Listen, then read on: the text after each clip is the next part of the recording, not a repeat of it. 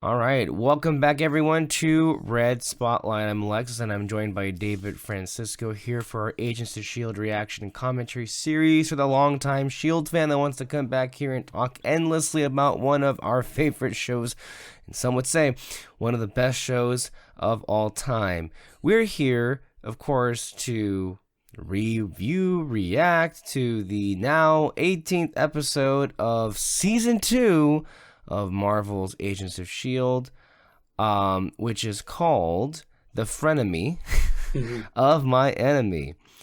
And I can definitely guarantee you this, unlike other shows happening in the world right now, this one certainly won't be disappointing or pale in comparison to something that came before that was very similar. Anywho, enough about that. This was written by Monica Wosubreen and Paul Zazepski. Paul, of course, is a regular writer on here. Directed by Karen Gaviola. And, of course, aired on ABC Television Network on April 21st, 2015 to 4.45 million viewers.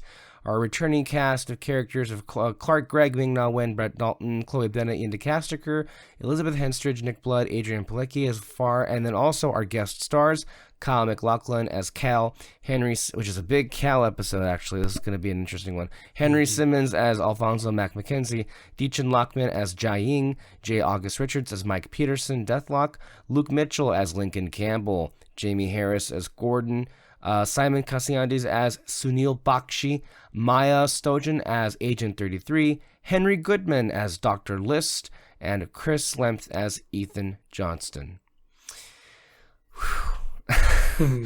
Executive producer Jeffrey Bell explained this episode's place in the overarching story of the season, saying that it really sets up nicely the final four, which I think kind of move like a train.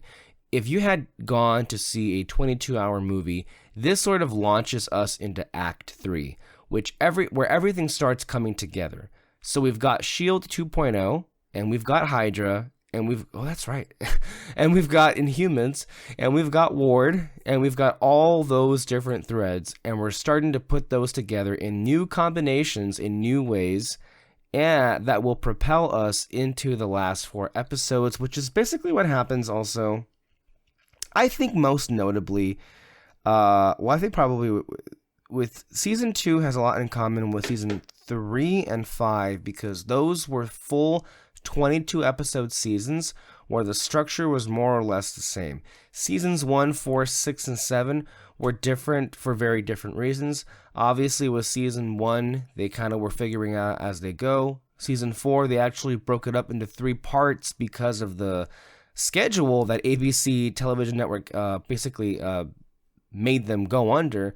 And then with 6 and 7, there were only 13 episodes. But I think maybe perhaps you can make the argument that they still kind of like want the 5th, the last episode, to set up the final 4 episodes. I think they really do kind of try to stick to that, because I know that, especially with Season 5, once you hit episode 18, you're kind of like barreling toward the end, like, and it just kind of goes like this. But I don't know, people might feel differently, but I do think there is a legitimate argument to be made that Season 2 is truly one of the best seasons that S.H.I.E.L.D. did, because I think what Jeffrey Bell just really kind of laid out there is kind of what you and I, David, have been saying these last couple of weeks, is just the sheer amount of players and storylines on the table, and how they're all kind of going a mile a minute every week.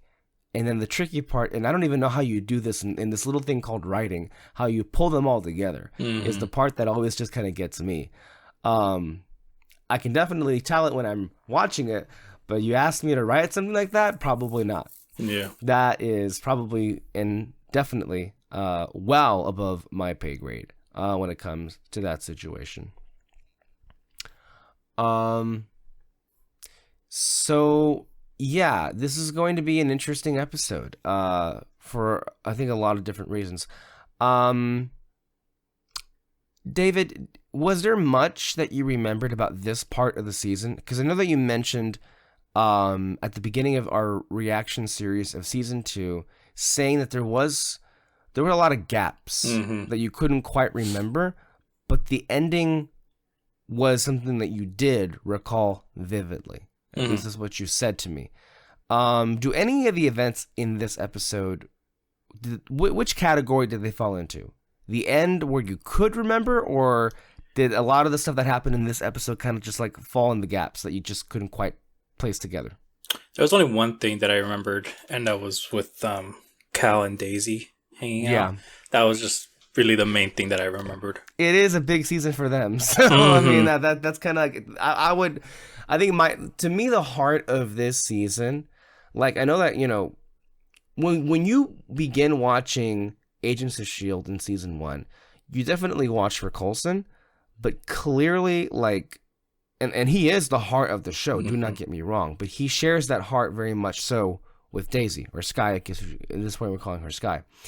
And it's kind of the situation where, like, as a S.H.I.E.L.D. fan, like, I definitely... I came for Coulson, but I stayed for Sky. That's definitely... And also Coulson, too. Don't get me wrong. But I really used it for everybody. But I think clearly Sky is the main character, right? And I think there are moments where every character gets their time in the sun, because it is a huge ensemble, right? But I think that definitely you can make the argument that the entirety of season 2, even though like she kind of had like a little bit of a backseat in the first couple of episodes, it is her season. Like everything is revolving around Sky and her powers and the fact that she's now an Inhuman. So, and then it's not just, I mean, honestly, the powers are kind of the least of my concerns, honestly, when it comes, I mean, I'm concerned because of how much of a wedge it's come between, her and S.H.I.E.L.D. and her friends and everything. But obviously, what really makes it is how this is all intertwined with the return of her parents and who they really are. And that, I think that's really what makes this season just like, it not only does it kick it up a notch, but it just, I think, kind of cements the overall excellence of this season. Is that, the people behind this show understand that it's not enough to just give you superpowers. It's not enough to just be doing the bare minimum every week. It's also not enough, and you know who I'm talking about, who doesn't get this. It's not enough to just be stagnant and not have any aims or goals or ambitions for anything. But the people behind this show, Jeffrey Bell, Jeff Loeb, Chancher Owen, and Whedon, and all those people in the writer's room, as well as even the people who were in front of the camera as well, they all understood that with a show like this, and I think they understood to a point that the Marvel machine wasn't really going to be there for them the way that it would be for other projects. What they had to sell this, really, you need to create an investment with your characters. And how else do you do that? You don't do that by keeping them stagnant. You don't do that by keeping them the same. Can you imagine an Agents of S.H.I.E.L.D. like the one that we're watching right now, except the characters were the exact same at the end of season 7 as they were at the beginning of season 1? I don't think that could last 7 seasons, quite frankly. No, it can't last 7 seasons. You have to evolve. I mean, I mentioned this show before about the Blacklist. There was like the show The Blacklist. There was this mystery of like, who is this person? How is he connected to the main character and all that? Went on for the entire series, and by that, every time they would show something little, if you really thought about it, you're kind of like, this doesn't make any sense. And so, like, imagine if we got the whole, like, who are Daisy's parents throughout the entire series or something like that, just to keep something a mystery, and like, it's never gonna work. It's gonna fail. It's funny to me how these writers always understood when it was the most appropriate time to tackle something and not keep it dangling. Mm-hmm. I think the one that people like they got so much shit in season 1. We've covered that. But one of the things that they got shit on the most was like how long they were, doing that Coulson thing. And I feel like that wasn't fair. I think that was ultimately kind of unrealistic. What people were kind of demanding out of that, and I think especially what it led to in the end with season 2, I think it was even more satisfying that way. So, but I think it's funny how in season 1, the show was being written about as kind of like incompetent in that how much time the show was wasting, or rather the writers were wasting your time because of how little things would move week to week. But I think it's funny that by the end of their second season, and from then on to the very end of their run, they would be known as a show, at least by its fans, that was not going to waste your time.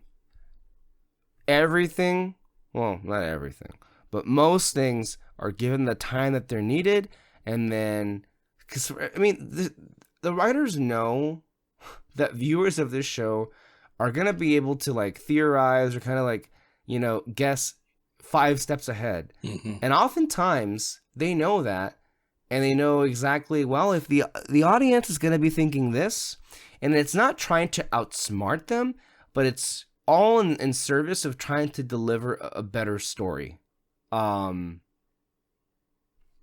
So that's kind of like, yeah. And then I think also too, they just understood that they were playing with a giant sandbox. Like they had limitless potential to do whatever they want. I mean, obviously, okay, no, not limitless, I guess you could say, but there was stuff they couldn't do, obviously, because of the MCU part of it and all that. But you get what I mean. Well, technically, you're right. They were unlimited until Marvel said no. Yeah.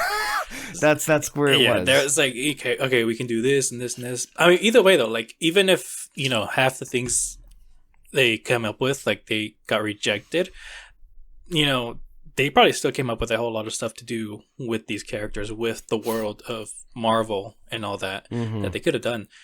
So I think they just understood that too, and whatever they could use, they fucking like used it. Try to get whatever they can from it. So yeah, that's another thing. Yeah, basically. But I'm definitely looking forward to getting into this episode. Do we have anything to go over as far as comments are concerned? Yes, from episode 16, Afterlife. First one's from Silver Sofa. Lincoln. I'll keep my rant very brief. He sucks. Rant over. Nice. Yeah. And then next one's from Gary Marshall. Okay. Episode 5, Bobby to Gemma. You're not a very good liar, are you? Episode 15 or -16, Gemma to Bobby. I've gotten better at it. The writers have expertly guided us this season so much that even the staunchest of Simmons supporters think that Gemma is siding with Gonzalez. The argument scene is expertly worded, which lines are like, "You have to help me get it out, and you want me to leave? You might as well have packed my bags yourself." So with Bobby and Mac looking on, we get a brief moment of physically linked Fitzsimmons doing what they can to help their leader, Coulson. And of course, we not only get the return of the sandwich, but also the selfie from 084. Great continuity that it's hard to achieve in the modern short form TV shows. Which, yeah, very true. No, he's wrong. It's not hard to achieve. It's impossible. It's impossible to achieve with the way that the format is. It's not going to happen. It's kind of incredible, right? Like, you think back to season 1 and like how awful she was at lying or even trying to. She shot Agent Sitwell in her first attempt to lie at anything. And it's actually pretty interesting growth here because, I mean, Bobby definitely could like tell how like nervous she was at Hydra, but it's twice now that Bobby got played by Simmons. If you keep track, like, Simmons got her when they were taking over the base, and like she like shocked her and then like kind of made her go unconscious. Mm-hmm. And then she lied about the box that Fitz swept away. They didn't even suspect. Mm-hmm. So, man, I know that Simmons can get a lot of hate this season for like, the paranoia that came through. Which, by the way, that's also just a theme this season, right? Like, we talked about a lot last week about the paranoia of the Real Shield people. But there was also some paranoia among our team as well in regards to the whole Inhuman thing. I think you can definitely make some credible accusations thrown at, for sure, Simmons, and then definitely May when it comes to this. Because not that May ever, like, for a second considered... Not that Simmons did either, by the way, but I think, like, Simmons... like was using a lot of like very extreme language. May was more calm, more tame, but from the moment that she realized that Sky had powers, she was just saying to Phil many, many, many times, look, I'm not the person to help her. I don't know how to help her, and I know I can't. And so, and she, from the first instant she realized that Sky had powers, she was like, take her out of S.H.I.E.L.D., not like forever, but we need her out of here until we figure out what we need to do about this. Because it's not like she wasn't even sure what to do, much less what they should even be doing. It's like it was a whole different situation. But when it comes to powers, and I think that's the beauty of like last week's episode kind of being placed where it was this season.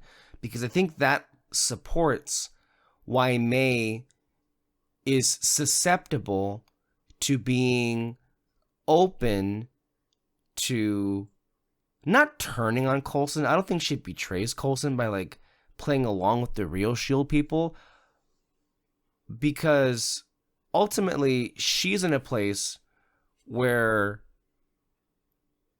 her whole like trust with Coulson not like completely falls apart, but it takes a pretty damn beating. Mm-hmm. Because when you're handed a tablet, and how would you feel if like a person you thought was your closest ally, not even an ally, you're just like a best friend you kind of underneath have some feelings for, but you don't want to put to the surface yet. How would you feel if this entire time he was lying to your face?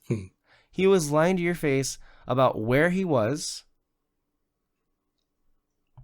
In the meantime, he was in some pretty low lows, and you thought you were the only person that was helping him through that. It turns out, no, he went to your ex behind your back.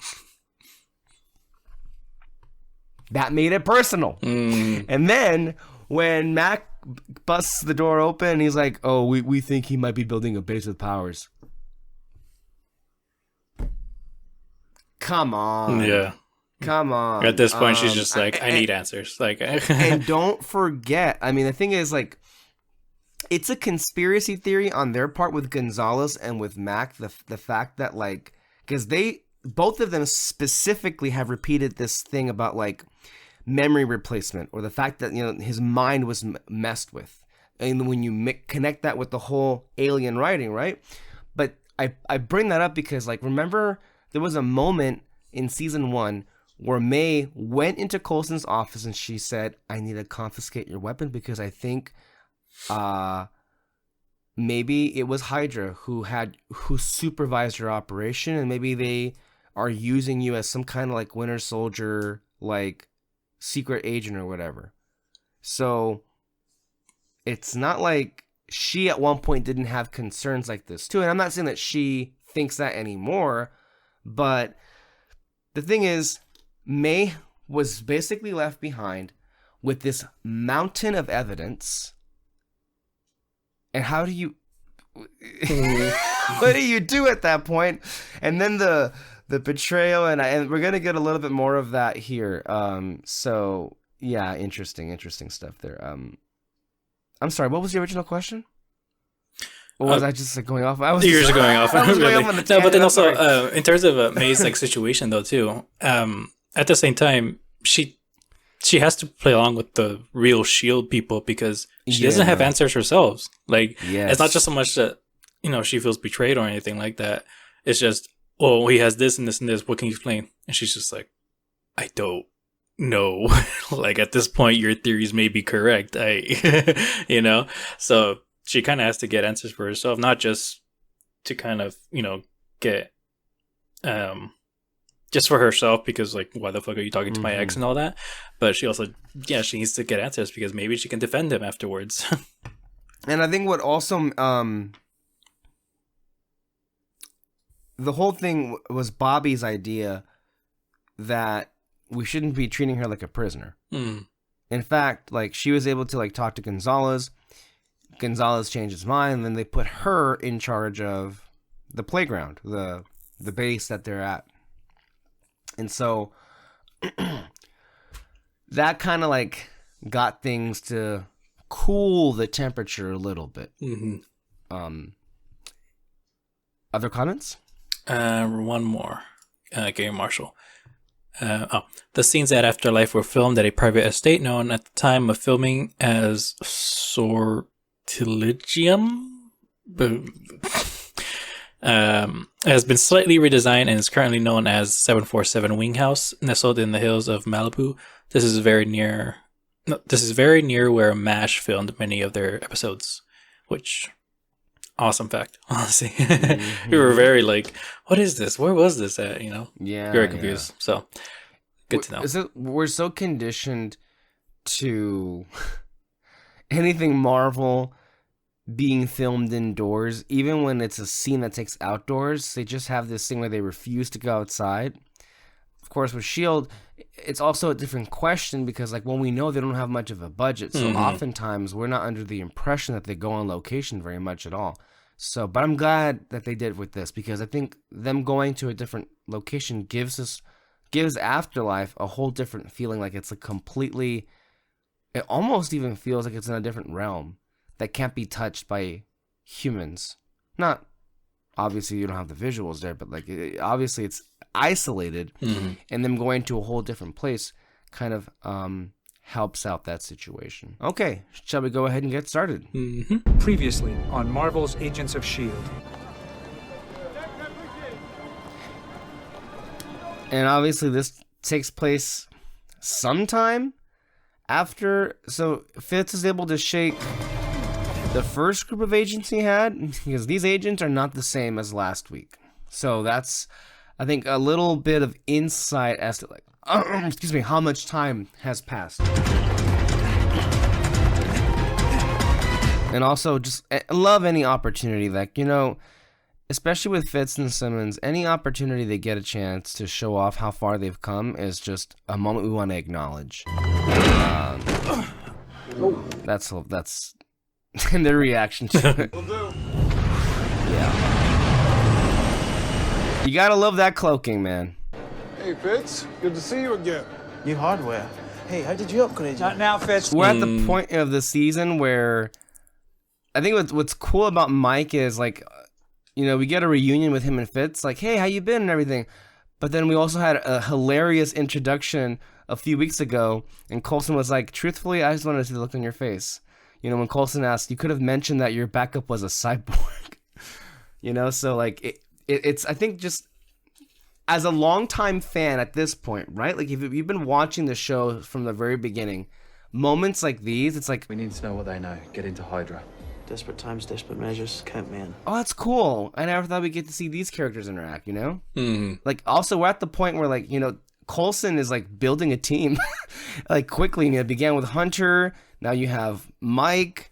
Fitz is now on the team. And here's your bad option. Making a deal with Ward. Now they're going to recruit Hydra? They're going to recruit Ward? Ethan Johnston, 26. Potential enhanced. This was the Ethan character that was put in the recap. He was one of the Inhumans from Afterlife. And it's insinuated here that Hydra knew exactly where to get him because they had for some time already been tracking Gordon's moves. Their technology They're the ones that had been cracked, and Shield will later use this technology to discover the location of Afterlife. I told you I'd put our family back together. Also, I think Dr. List's involvement in Agents of Shield, I think, is perhaps Afraid of me. Whose fault is that? the more I know, you're right. natural inclusion, because Dr. List is a head of Hydra. So, and then also fits with what Dr. List and Strucker are doing in the movies, which is experimenting on powered people, which that's where Wanda and Pietro come out of. Hey, how about next time we grill, huh? Whatever you like. It does make me wonder, though. It's like, it's my understanding Cal isn't allowed to leave this spot, so I'm not really sure I miss my tunes. how much his presence is being felt. But, by the way, look, like, they've got this character down. Like, he just said 2, like, hilarious lines in there. That's like, he the stink eye. Mm-hmm. Of course, Cal's delivery is perfect. And then, of course, I miss my tunes. It's just the goofy dad energy there. Is it my go? You're about 1,000,000 miles away. With Jiaying, Yeah. does she still love Cal? That's a good question, isn't it? Yeah, that's the thing. That's what I'm wondering. Because, like, even in this moment, it's like, I can't tell if you're, you know, like, if I think it's pretty clear, honestly, that, like, she's pretending to be, like, happy towards him and all that. It's like, just play along, be nice and all that. But it's like, are you doing that because you know he's just crazy, like, he's kind of gone in the sense? Or are you just doing that because you just gotta say what you gotta say to, like, get whatever your plan is going to be? I don't know. I think we're going to be having a lot of that conversation in the next couple of episodes for sure.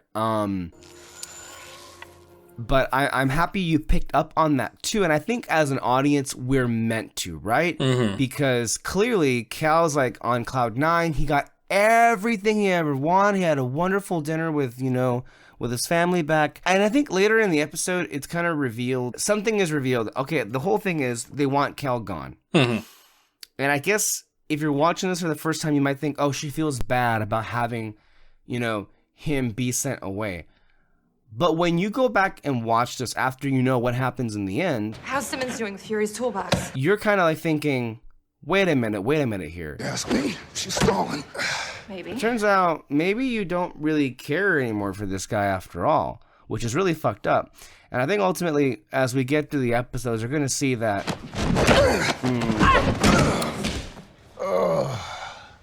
I think the answer to your question very clearly is no. I think, well, maybe there is a part of her that is fond of him. Yeah. But, It bothers me that we've been so focused on Coulson and Fury's toolbox. I mean, we have a tale. I feel like if Jiaying loved Cal the way that she used to, I feel like she would have. why wouldn't they be together?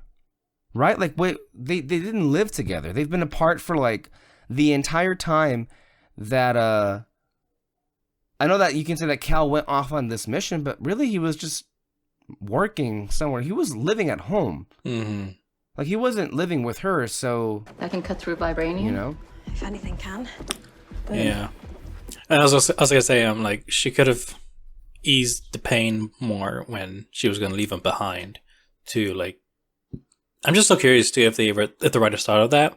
Like, Switched out Fury's real box for a fake, and all this time I've been pretending to be working on it when. Where is the real box now? should they go about it, or whether it was the writers or maybe the director telling the actress who plays Jiaying, like, you don't love him anymore, or did she play? I'm thinking yes. I think so. I think in thinking about it, I think it's pretty clear that, like, she doesn't love him as not as much as she did before. Thanks for the picture.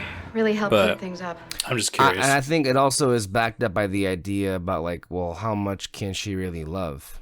Can she love with all that's what she's been through? A couple of things just happened here. Mac and Bobby were like, Agent 33? of the thing of like, oh, is Simmons stalling? Then Simmons admits to May. May tells her she'll take care of it. Sky and Luke Mitchell, Lincoln have a moment there, which Again, at no point do we have a sequence. This. Hey, baby. Hey, sweetie. Why don't you drop by? I'd love to catch up. That's Come good. on, this is one of the reasons you love Coulson. Mm-hmm. It's like, hey, sweetie, come on. That mask on your face. Got any more of those lying Again, around? another interaction. Agent 33 and then we have Deathlock here. Interesting restaurant bar that we're at here. Mm-hmm. Kind of makes me want to go. Yeah. Also, I forgot to mention, I love that little moment when Fitz saw Mike and he was like, "Oh, hey, where'd you get the upgrades?" And then Coulson immediately was like, not time. And it's like, there was a good reason, obviously, because they were like launching off and everything. But still, it's kind of like, oh, did you do that like on purpose? Or you kind of like, no, he can't know or something? Or I doubt it, but still. I'm not going to say that Coulson doesn't care about, like, you know, the second part that you were saying there. But I think ultimately it was more so having to do with, hey, the plane's taking off. We don't have time for this right now. I think that was more like one of those dad moments. Like, no, we don't have time for this, right? Bringing the robot along just to sit down with me? Yeah. I think, obviously, Simmons was the one that was... But even though she didn't know either. So I think he would have been safe there. Like, she had no idea she was working on Deathlock technology the entire time. This isn't about you. I'm after bigger fish. So this is the first sit-down these two have had in how many episodes? It's been a minute. You know, last time I suggested we work together, you called me a deluded son of a bitch. That's because you are. You are a deluded son of a bitch. It's like, that's a really accurate description. And then Coulson, right now, is like, you know... So, I'm offering a carrot. It's actually a pretty good offer. It's like, look, I'm going to give you a second chance. I'm going to put you through the Tahiti protocol. I put you through the Tahiti and protocol. You can walk away. You're free to go. But it turns out the big bad wolf enjoys being the big bad wolf. And when you're at that point, well... I like who I am.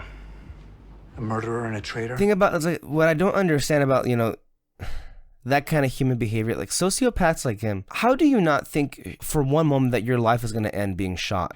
Says that maybe there's still good left in you. Like, and if you accept that and you don't care, well, I guess I can understand why you're just like so heartless and cruel. But like, Tahiti will erase all the bad. I don't know. I don't respect the stupidity of it. Like, you're basically robbing your whole self of a life. I might know a guy. Obviously, Ward is trapped, but you can already see behind those eyes he's planning something. Fitz replaced Fury's toolbox with a fake, ran off with the real one, and you've been covering for him since. Which is not really not the truth. Simmons.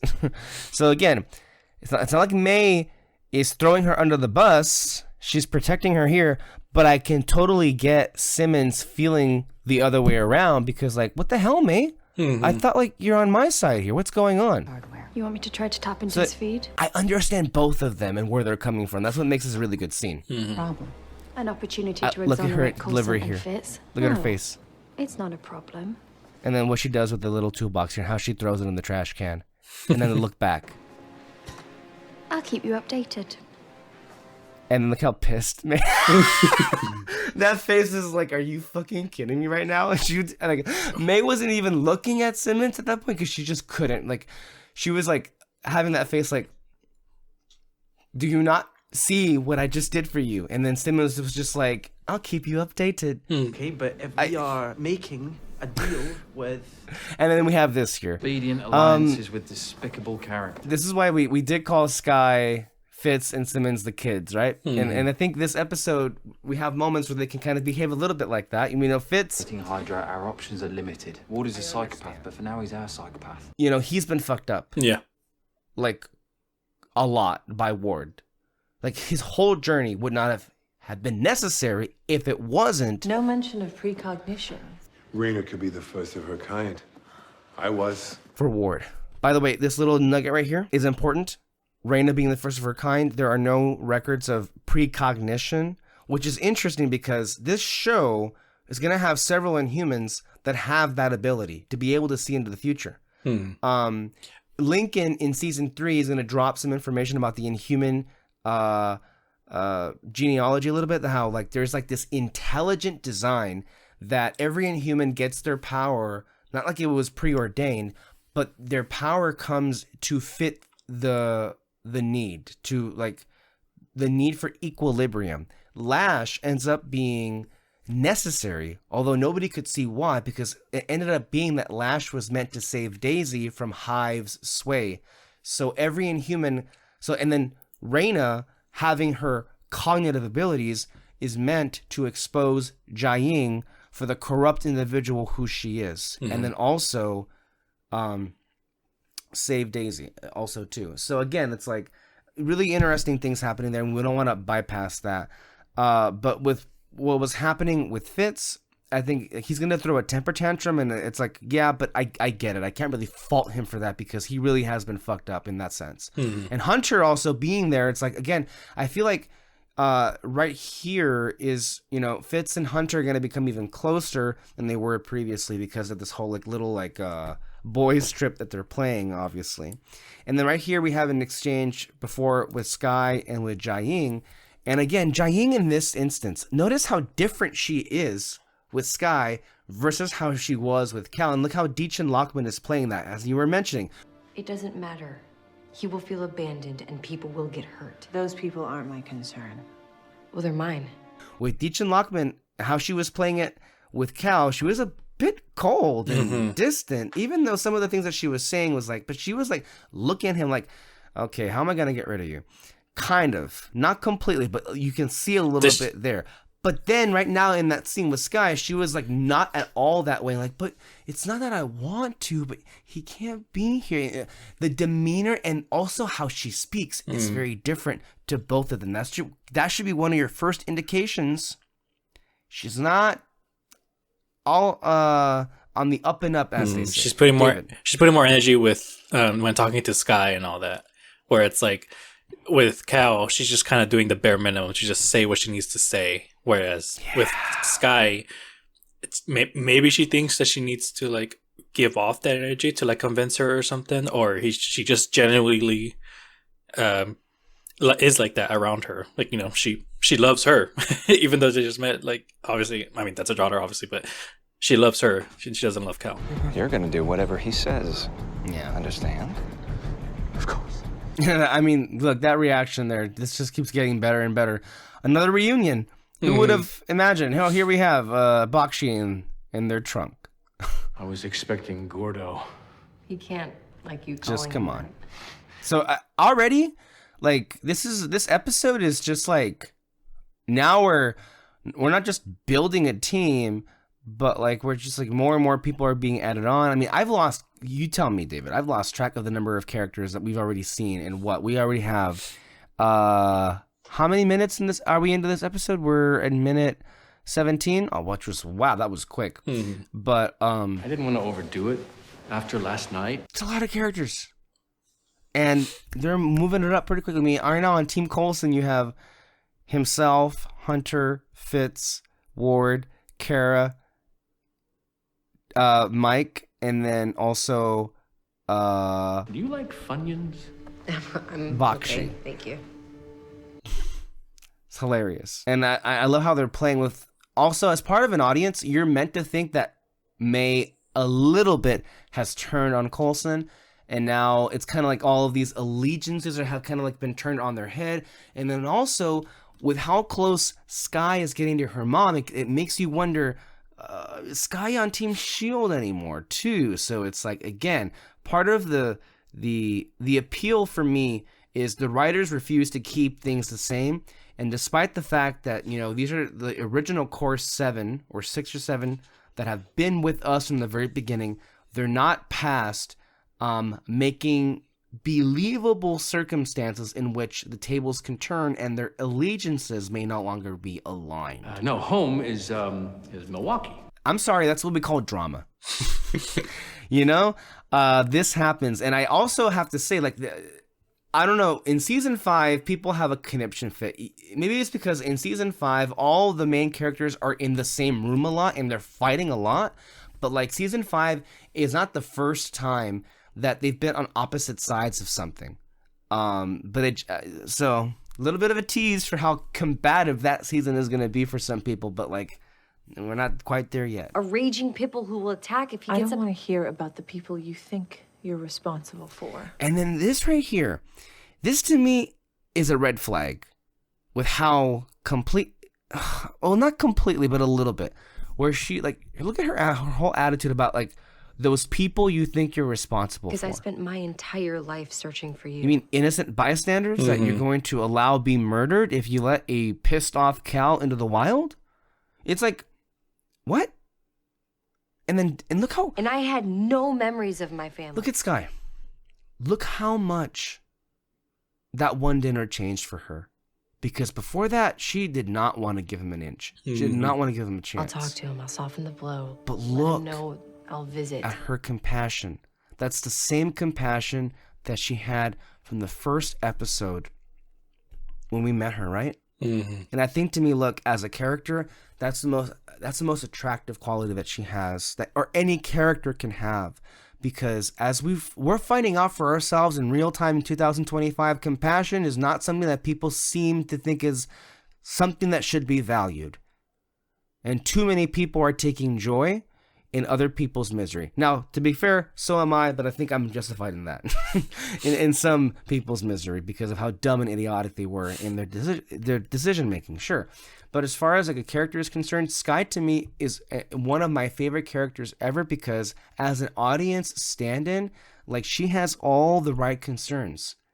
And she is genuinely a good-hearted individual who has been through crap and despite everything continues to move forward. How many times at this point has her home been ripped apart, stolen away, or completely blown up, and yet she continues to persevere? I cannot begin to tell you how much I respect her. And she's always been hot-headed too. And throughout the series, she will make decisions that make you pissed off because, like, Skye, you know better, but hey, she's a hothead. So am I. And most people can relate to that as well. Luckily, Bakshi's good at talking his way out of things. I know people got pissed at her in season 7 when she basically was ordering Deke, turn the gun. And then, you know, we kind of like brush over the fact that, yeah, you know what? Yeah, I kind of towed that line a little bit too much. And she did apologize to him in the next episode. But anyway, just wanted to put that out there, like how much I love Skye. And now, here we have this exchange. You do realize that it was my plan to switch the box, not Fitz's. We had to get out of I love that. It's like, hey, you... And the only way to understand his reasoning was inside that box. And she's right. That's basically what I said. It's like, she doesn't matter like who side she's on. Doesn't matter who Simmons is not wrong either, though. Like, look what she said. I don't care what's in it. I know. Like, so it's like, to me as an audience person, it's like, oh, it's like May is being rational, even despite the fact that her emotions are a little bit fucked with like all the revelations. She is being rational, and I think the truth is on her side. At the same time, Simmons is just like, I don't care. If I look, I don't care what's in it. I trust Coulson. That being said, when you have this evidence of just like all these lies, Our first father-daughter date. I'm sorry, I cut you off, David. You were saying? No, I think that was it. I don't remember. Okay. These moments are great. By the way, this part of the episode, I'm really surprised how long they keep it going. Because, by the way, I think we're at the halfway point. There's a lot of shit that's gonna like go crazy at the end of this episode. But right here in this stretch, we actually have like a pretty good, decent amount of real estate to like get Cal and Skye on a little bit of a get to know each other a little bit trip, but a stroll down memory lane. But I feel like what's important about this is that we get to see the tragedy of Cal and how his entire life was really destroyed and the life that he had planned for his daughter. And I feel like it's these moments right here where Skye, and look at her face. Look how she's looking at him. She does not look at him the same way that she did even just an episode ago. Things have changed. She's getting to know him. And she's getting to see... Not for her. For you. How much they had in common. I was going to drop you off every morning and pick you up. No one makes this comparison until at the end of the season when Coulson says that Skye gets that whole wearing her heart on her sleeve from him. Get ice cream. A life we could have had. The delivery also, come on. The way he... Memory lane isn't always that fun to visit. No, it's not. It's okay. Come on, I've got ice cream on the brain. And then he goes right again. In 1 second, he can be so emotionally devastating while also having like a curious look on his face. And then like, come on, I got ice cream on the brain. Just like, come on. They got the perfect person to play this character. 3 men, heavily armed. Bet there's more where they came from. By the way, you see this still image right here? Can you imagine what it would have looked like if you had not seen the season and you saw a still frame like this with all those characters? And you're like, what? Going into it. Killed Bloom. Someone put a bullet in his head. That's him. That's when the camera cut back to him.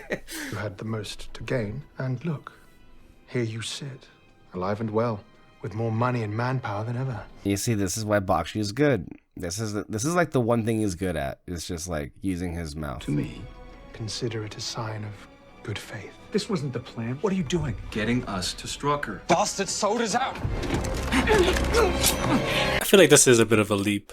I don't know. I'm not saying you're wrong, David, but it's Ward. Well, no, that's the thing though. It's like, wait, the leap that everyone just starts Bakshi's making. No, that they're all pointing guns at each other because it is kind of like, hey, he. Deathlock's targeting system. Yes, he's about to kill everyone. Not a bad idea, actually. No. Sorry, I got distracted. But like, yeah, I think it was. You could tell from the very beginning, like him, Bakshi saying like, "Hey, we'll give you him, in exchange for information and all that, blah blah blah." Yeah, that's actually like a really good idea. I agree with you, but what have we been saying as a theme? Paranoia. And again, if you're Coulson and if you remember all the things that Ward has done to you, any little thing that goes wrong, get that gun in your hand. You don't want to play with Ward, is the thing. It's like... I'll throw your ass off this Quinjet at 20,000. You see? Bookstores, dead. Video stores, dead. Old-fashioned ice cream shops, dead. The internet killed everything. I'm not sure if the internet killed ice cream, but... What's funny about that is in 2025, it's a little bit outdated where somehow bookstores... Not dead, it turns out. Bookstores... Okay. TikTok kind of saved bookstores, believe it or not. It's kind of crazy. Although video stores, that's gone. Hey, where are your manners? Like how Kel feels about that is how I feel today about physical media. And when I watched this 10 years ago, I never thought to myself that I would be feeling this way so quickly. I'll go see. It's so sad. And then, of course, here comes the brilliant spy that May trained. Okay, there's no time to explain, please. It's just too complicated. Just don't hurt him. Don't hurt him. And the way that she said it, I don't know if she, like in Chloe Bennett's delivery there is like a little bit surprised to say it. A little bit of like, no, she cares for him now. Like she's seeing who he really is. You're bored. Am I boring you? Can I have one of those? That looks good. I haven't had an ice cream sandwich in years. Let's head over to my old office, okay? There's something there I want to show you. Something really special. But I'm glad they got to have ice cream. Yeah. And then, what are you doing here? I went to bring him back. He was gone. I can't find him anywhere. Are you saying he's missing? By the way, I don't know. This sounds like a dumb thing to say. But, Gordon is not wearing anything, right? That's all FX. His eyes, right? It's gotta be from the way he was moving. Because, like, if it is, it's a damn good effect. Yeah. Like, it looks amazing. But it can't be like... I'm willing... Then his vision would be completely, like, covered, right? Like... Yeah, I was just thinking that, like, as soon as you brought it up, I'm like, well, yeah, the way he was moving, though, like, there's no way he can do that without being able to see. Exactly, so... Something to be in two places concurrently. No. This is a quantum entanglement. Quantum? Took Cal in Wisconsin and Rena. And Sky. This is about Sky. Why would Hydra want her? Oh my god. The music actually like worked so well. It's like, fuck, we just lost. Daisy Johnson.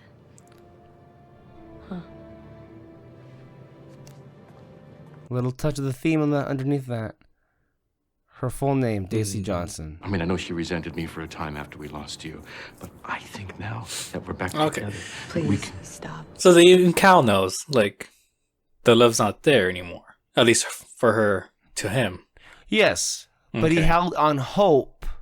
The hope that he held on to was, he always thought, like, well, it's because he lost his daughter that Jaing doesn't love him anymore. So he was thinking, well, let's not just be thinking that it was just about Jaing, but like also like he wants his daughter back. But he had hope that one day they would repair that situation if Daisy came back into the picture. So yes, he does know at this moment that it's not what it used to be. You can't fault Cal for being an optimist. You know, that's really what he is at heart. Despite all the... Who's there? Come out where I can see you. All the animosity and aggression, he's an optimist. Why wouldn't everything be cool?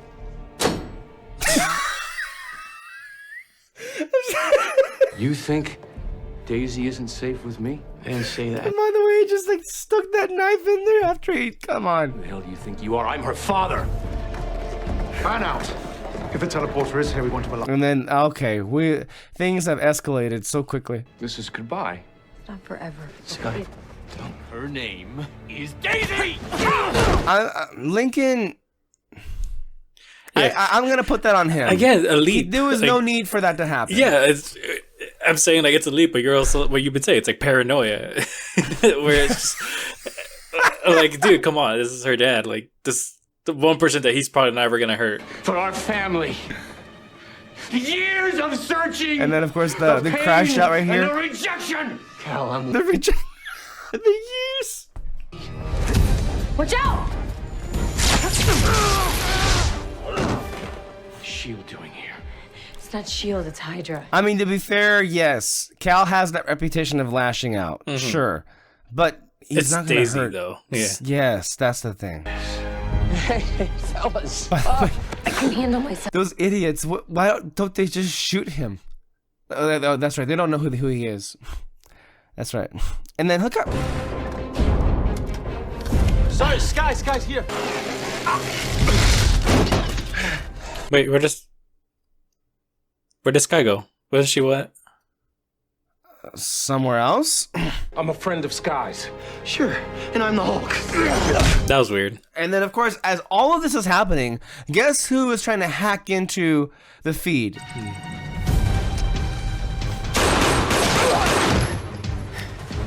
And then a little cool thing is here, the Deathlok eye technology is actually going to be given to Dr. Radcliffe in the next 2 seasons, for which he then uses to create the LMDs, Ada included, and that's brought back up when they figure out in the LMD arc, there's a leak, and they put that together, like that they gave Radcliffe that technology. So I love how they use all this like stuff in future arcs and seasons, even if it's small like this. Who the hell's that guy? Again, another interaction's like, what, we have Ward and Lincoln here? You know, the X and the new one? Got him. Signal's coming in. And then, of course, this is just rich, guys. Like, look, the look on their face. Optics are down. I think she went around that corner. Bloody hell. If you're Simmons and May and you're looking at that, what's honestly, David, what would go through your mind if you saw that shit? Where the hell you been? It's a bad Missed look. all the fun. Not quite. Take them both. And then, of course, here we have the betrayal.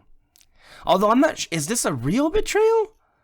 Or is this just part of the plan? Or is this something that, like, well, it's not really a betrayal because it ends up being that Bakshi is still under, like, Ward's control. So it's just like, maybe it's just improvisation. Because this clearly was not the plan. But maybe it's just going with it. But you're meant to believe here that it was a real betrayal on Bakshi's part. There's so much chaos going on here.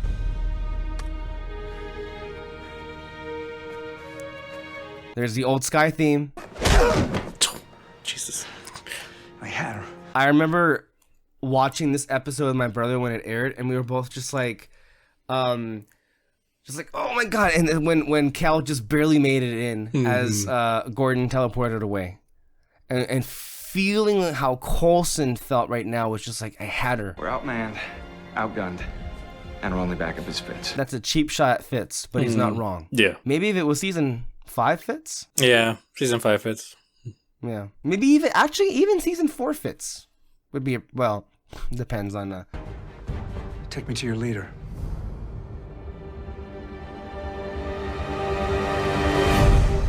I don't know. Is it just me, or did that episode just fly by? Oh, yeah, for sure. What the...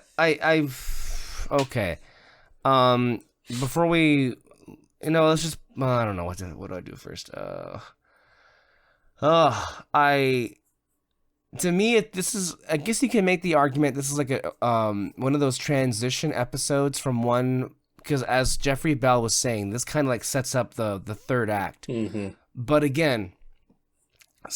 Sometimes the transition episodes on this show are just like fire. Yeah. This was exhilarating, and also what I liked about this episode is it was doing a lot. I think we had a moment with just about all of our players here, but I think it's kind of impressive how we didn't feel like we got shortchanged or like they were rushing through the whole Skye and Cal bonding time, or any of the other intrigue involving, May or Simmons, or even with like Coulson and Ward. Like, so much was happening, and yet none of it felt rushed. And yet, when it came time to put it all together, especially those last like 5 minutes, God, what a rush! Like, just a great episode, David. No, yeah, really good episode. Everything leading up to that last bit. A great job on that. I want to say the one little flaw is just Skye not seeing Mike. If it's just supposed to be like, oh, she just passed by him, quickly look and didn't see him, fine. Just because like it doesn't make sense to me that like she's clearly staring at him, because we see like the footage of him seeing her and all that, and he was out. Wait. Skye, did she see Mike? She should have. At least, like, she didn't. Are we sure? So she didn't acknowledge him or anything like that. But he was wide open. He was staring straight at her, and she clearly looked at his direction. So she should have seen him. Unless I look back and maybe there was something in front of her that she shouldn't have, like, that kind of maybe hid him from her, or if it's just supposed to be like she just passed by, she didn't see him at all. But still, some minor flaws in there from it. But other than that, though, like, it was still really good. I'm Disney Plus is being fucked up right now. I'm trying to get back into the episode to see it, and then it's going to the next episode. Mm-hmm. Let me go to... No, it's not. It's going to make me go on the goddamn search bar just to... Okay, Disney Plus, you need to fix this issue, because there's no way you need to make me do this much work just to replay the episode that I was just watching. All right, hold on. Okay, so let me look at it right now. So it's around 30. Okay, yeah. 8. I don't know the exact time. Yeah, 38 minutes right there. He's like in the middle. After or before, like Lincoln and Mike are fighting? Before, and it's after Cal beats up those 3 Hydra agents.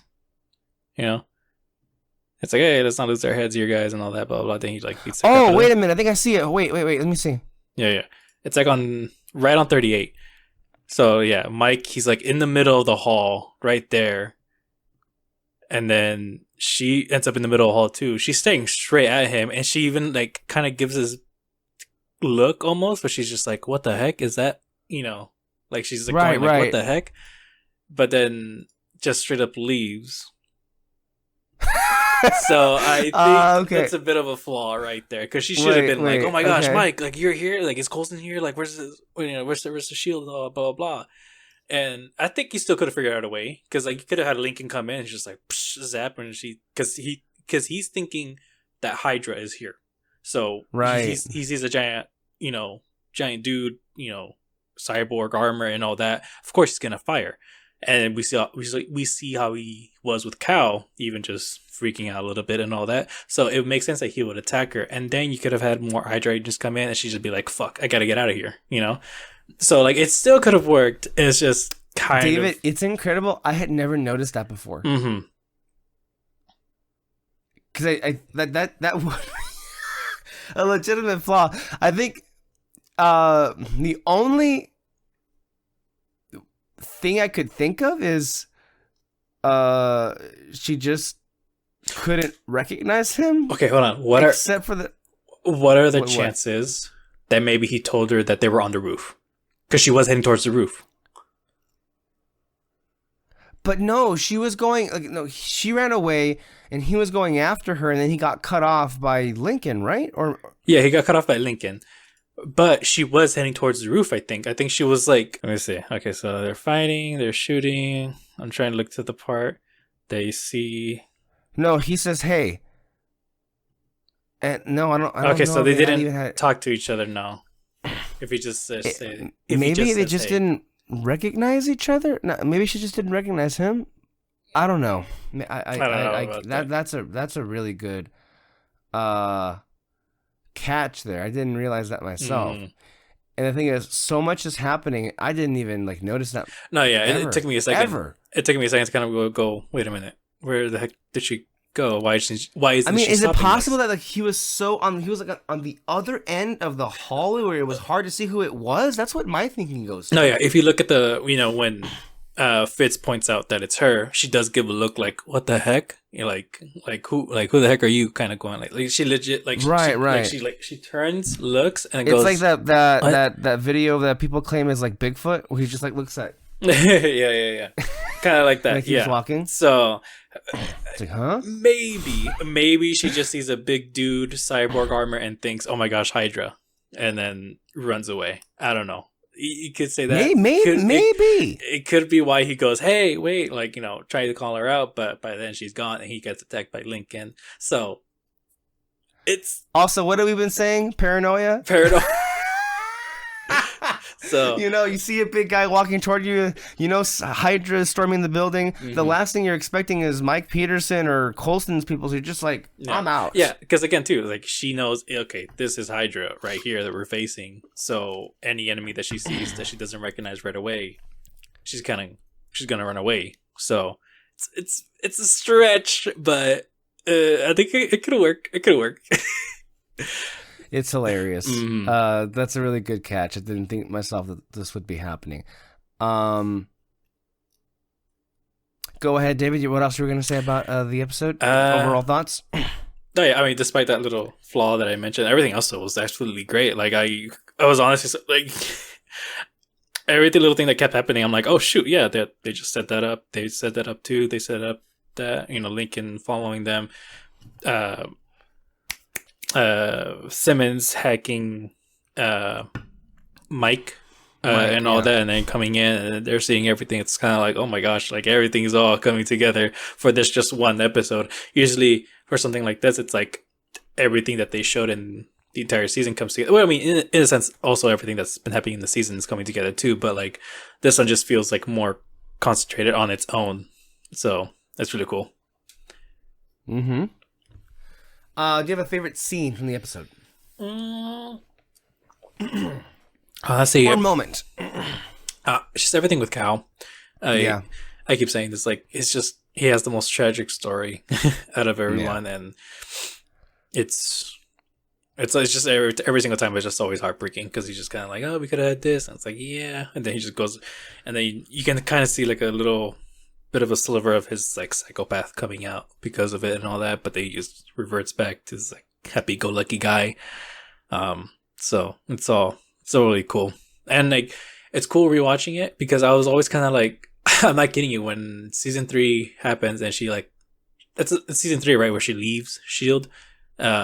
Yeah. Okay, yeah, and it was because Sky. That's 4. Oh, that's 4.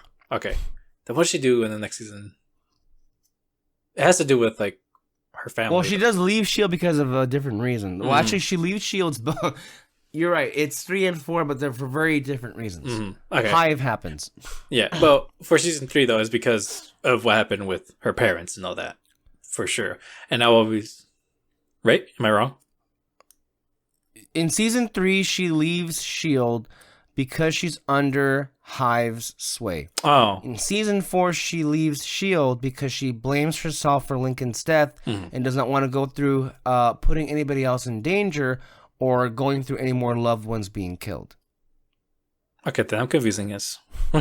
Never mind. I mean, she does leave. Technically, she kind of leaves S.H.I.E.L.D. this season a little bit because she does decide to choose her family over S.H.I.E.L.D., and then things end up kind of like blowing up there. But yeah, all right, never mind. Forget. I don't know where I was going with this. It's fine. I mean, that's what we're doing the rewatch, right? I'm gonna read a little bit of this review from Oliver Sala, AV Club. I want to make sure, he opens with talking about Daredevil.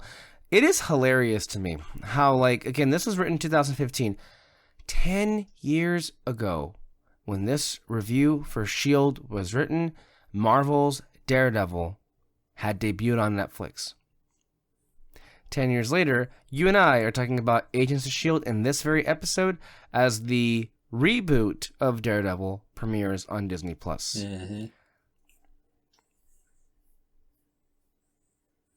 Crazy. All of which is to say, Agents of S.H.I.E.L.D. still better. Anyway, Daredevil may be maybe the Marvel TV series getting all the attention right now. It just got picked up for a second season. But after spending considerable time in Hell's Kitchen with daily Daredevil reviews, I find myself preferring the tone and characters of Agents of S.H.I.E.L.D. The Netflix series has a lot of style and intensity, but not as much of a sense of humor, and the overwhelming darkness of the story can get tedious, particularly in the final episodes of the season. S.H.I.E.L.D. is like The Flash or Daredevil's Arrow, telling brighter stories that highlight the more fantastic elements of this shared universe and featuring more diversity in its cast. S.H.I.E.L.D. also has much more diversity in its creative team, employing more women and people of color in both writing and directing positions. The Frenemy of My Enemy is written and directed by 2 women of color, Monica Owusu-Breen and Karen Gaviola, respectively, which immediately differentiates it from nearly every single thing Marvel Studios has produced in the past.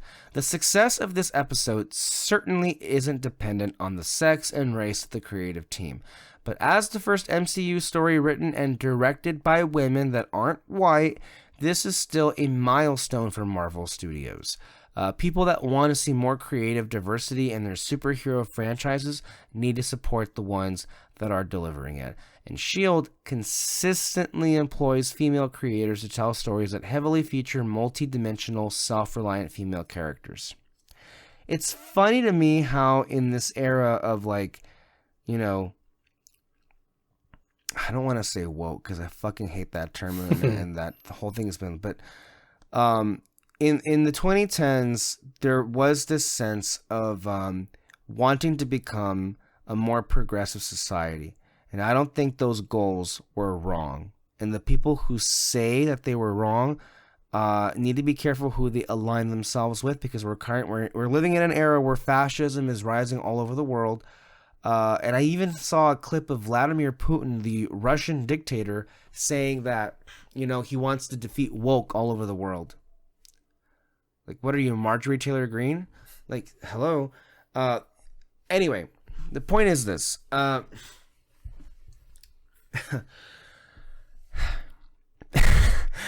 S.H.I.E.L.D.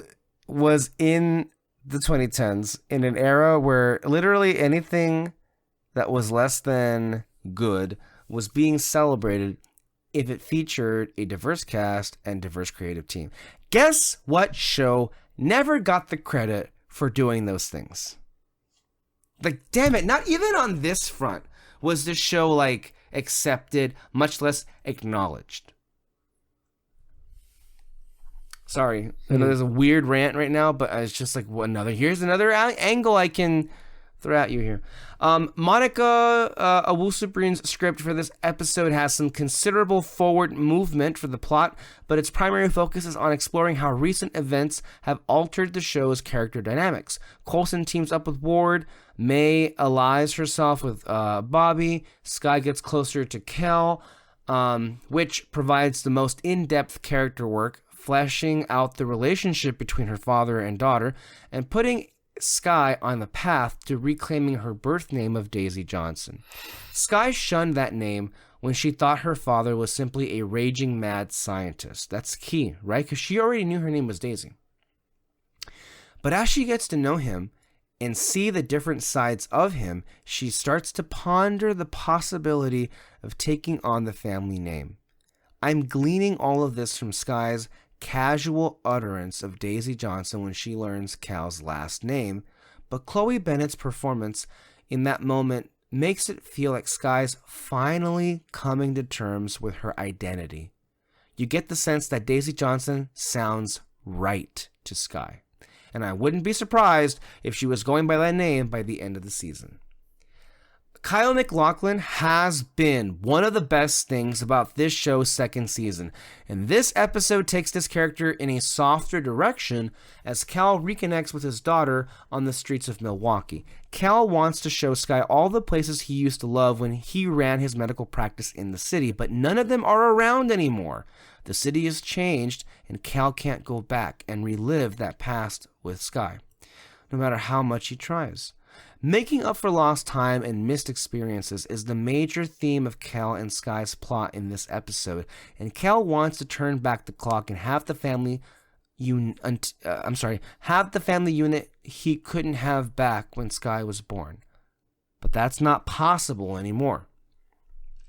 Jiaying is the leader of the Inhumans. Skye is an adult.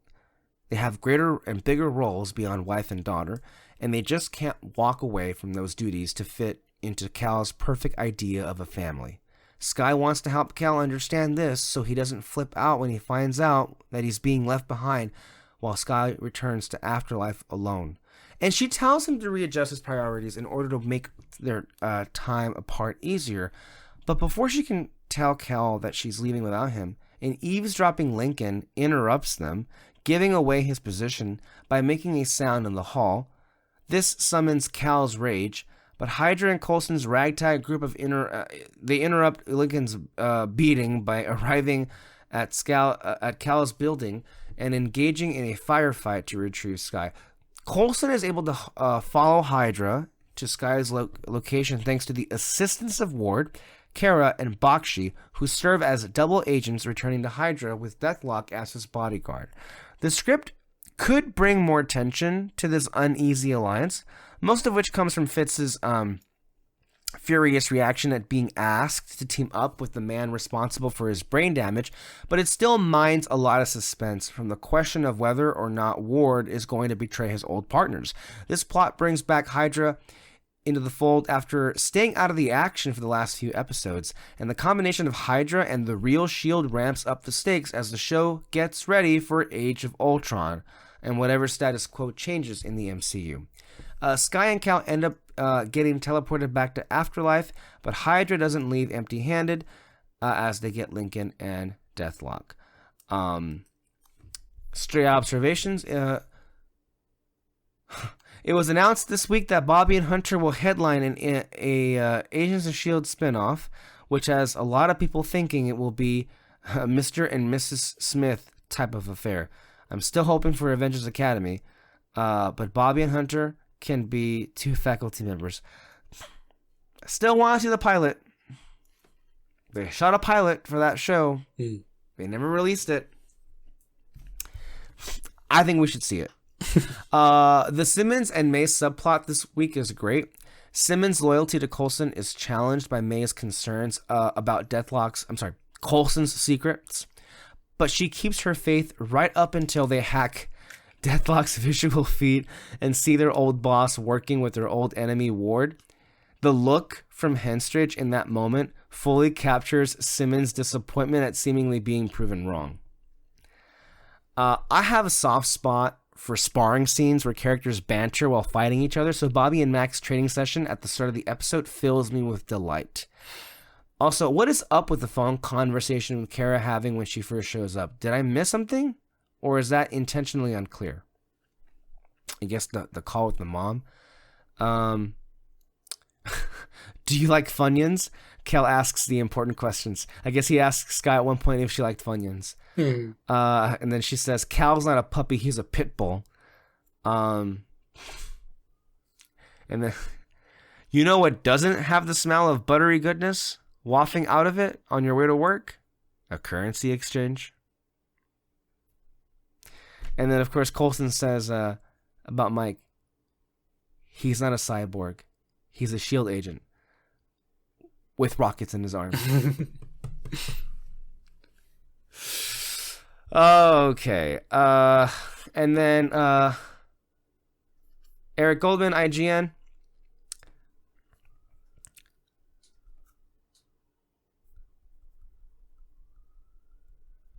Looks like he's complaining a little bit about how quickly they turn up Sky and Cal's relationship after one dinner. I guess he feels it's a little bit unbelievable. A little bit, not too much. I'm just trying to I'm reading through it in real time. Still, Comic Lachlan was all over this episode, which is always a good thing. And his delivery of lines like, how about next time we grill, and big overdoer was hysterical. Even as he showed the manic, dangerous side of Cal, always lurking below the surface, one he'd later unleash on those Hydra agents. I also liked his line about his last name being Johnson and how I changed it to something more sinister when I went on the run. Presumably, and the thing is, they never actually say what that name is. Like, they don't say it, but I think they include it on the credits. I think they call him, I think it's Zabo or Hyde, one of those. But they never actually say it, I don't think. Let's see here. The super shaky alliance between Coulson and Ward was another enjoyable part of the episode, with Brett Dalton having a lot of fun playing Ward's cockiness and off-kilter behavior. When he asked Fitz how he was, which, by the way, goddamn, Ward, you really didn't have to do that. What the nerve of him to ask Fitz how he was. Was he looking to provoke him, or is this guy so delusional he thought that was a good idea? What do you think, David? I mean, I could buy either or. I want to say the delusional part.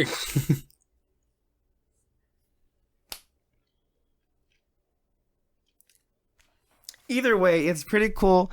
Wild card presence he's delivering, and I continue to like how they keep him in play without any simple redemption story. Plus, the moment where May and the others back at SHIELD HQ saw Coulson and Ward together was pretty priceless. As far as oh crap moment are concerned, seemingly reinforcing everyone's worst fears about Coulson and what he's been up to. Again, it's a bad look. It's a really bad look. There were some intriguing tie-ins to Age of Ultron here as well. While Strucker has been name-dropped several times this season, this is the first time we saw an image of him, and also got specific mentions of his experiments. Okay, that's Age of Ultron crap. Other thoughts that he had, there was a ton of reinforcing in Season 1 how S.H.I.E.L.D. had never come across a psychic, and here we learn Inhumans have never had a precognitive. Oh my gosh. I forgot to mention that. I was going to mention that when they brought it up, it's like not even the Inhumans had like a precognitive person before. And I'm like, oh, this is kind of like keep in touch with what Coulson said. It's like, yeah. There's no such thing as someone with like who can see the future and all that, blah, blah, blah. It's like, it's just never existed before and all that. So it's until like, now. Mm-hmm. Until, That's really cool. I didn't even catch that myself until you put it up. Yeah, that's true. That's true. This makes Reyna particularly notable, and I'm assuming it could even make her even more important moving forward. It's always been both funny and ridiculous how both S.H.I.E.L.D. and Hydra seemingly put their logos on everything, particularly given these were supposed to be secret organizations, but Hydra having branded body bags may be a new standout. Jiaying saying, "Those people aren't my concern," when Sky noted Cal would likely hurt people when he realized he's been banished, was the first chilling moment we'd seen from that character. On the heels of her acknowledging she and Cal had done some bad things together while searching for Sky, it was a nice touch to add to the character, who it seems is all about helping her fellow Inhumans, to a fault. And good to see Lincoln actually use his power in an offensive manner rather than the murky way we'd seen him utilize it. Anyway, pretty good reviews.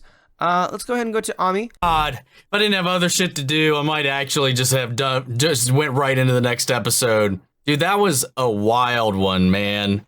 God, this episode successfully...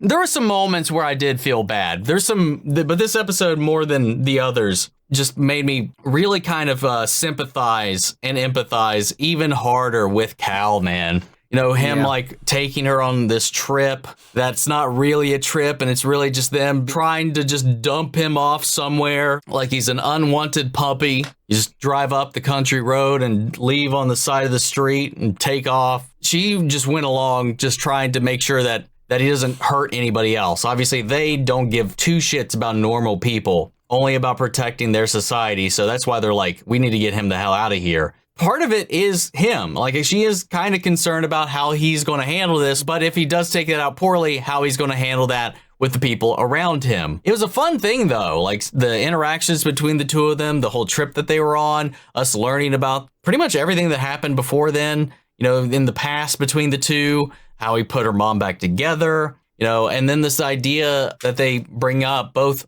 her mother and Sky, when she's talking to him, is like, we are not those people anymore. Like, things have happened, time has passed, these hopes and these dreams are just not where we're at. She was just trying to let him down a little gentler than that, and also entertain the idea that she could make frequent visits, because that might even calm him down. And also, I do think part of her wants to continue to build this relationship now that she's even entertained. Yeah, she wasn't lying. She wants to see him again. She got a taste at that dinner with all of them, and now I think she's just kind of like, regardless of who he became and who he is currently, wants to give him a little bit of that chance for herself and for him, which is honestly kind of nice. It's just, we have all these other parties interfering. We have Hydra tracking the trail left behind by Gordon's ability to these other powered people. Like that person he took away on this hiking trip or whatever got immediately picked up. He went back for him and he was gone. He couldn't find him at all. Oh wait, was he the one on the gurney at the opening of the episode that was dead? Was that the same guy or just a different guy? Then you have the whole like thing with the real Shield and them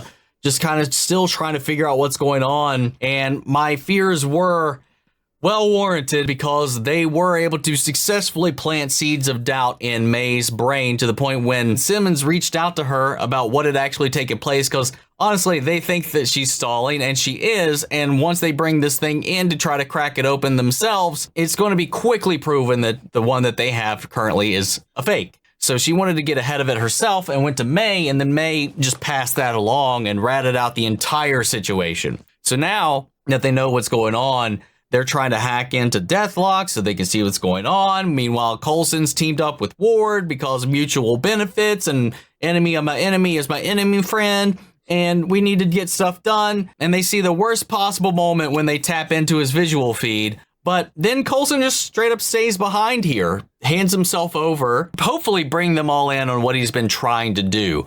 Maybe this Theta protocol thing will be revealed, and what he's been doing, what he's been working on, why he's been keeping it a secret will all be revealed. We don't know where the rest of his little posse is, 33, Hunter, Fitz, and Ward. We don't know where they were. They weren't in the room. They didn't agree to go back. So he's still hanging on to them as a little bit of a backup plan, I presume. And now that Ward knows the Sky is mixed into all of this, he was very quick to drop everything and go after Coulson, because following Coulson would be leading him to Sky. This whole charade he's got with 33 is going to fall apart real quick once she enters the scene yet again. It's just wild, man. All the things that they're pulling together, all these different storylines, how it just all just comes together like this. The list thing to this, all these different factions all coinciding and culminating in this interaction at Cal's former office was a fantastic little way to weave these narratives together. And now, again, feeling threatened by this, because now one of their own has been captured.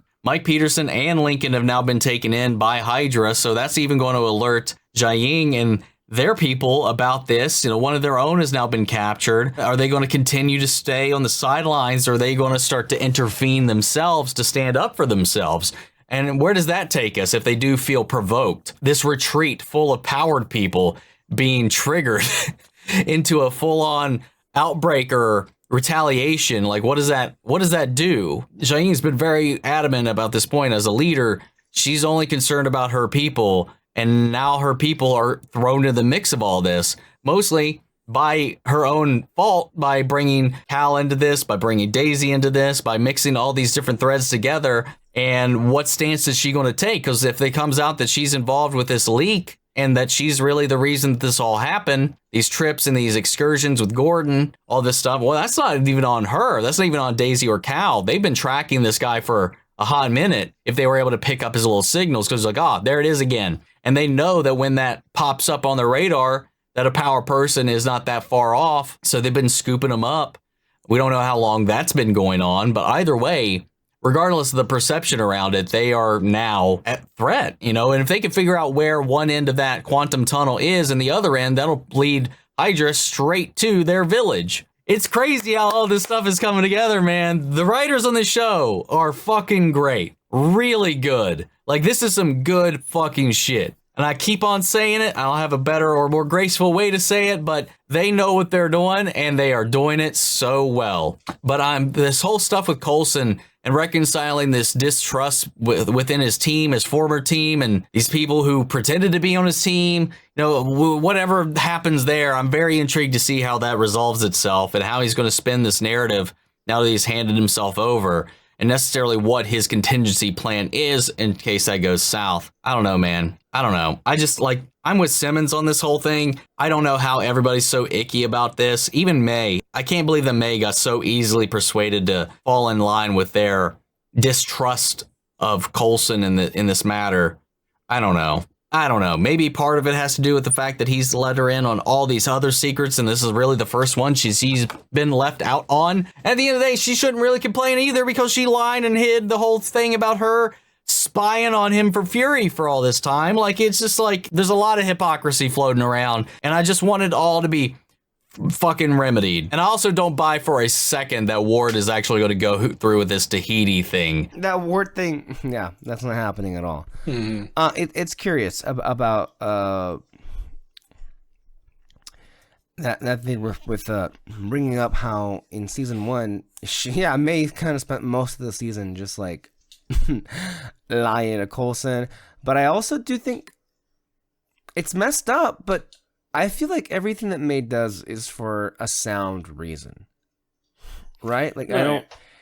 I get, because I also felt myself like frustrated as a viewer when I first watched this. It was like, May, what are you doing? Coulson, okay, yeah, he lied to you about this, but like, he's not doing anything bad, right? So like, why are you...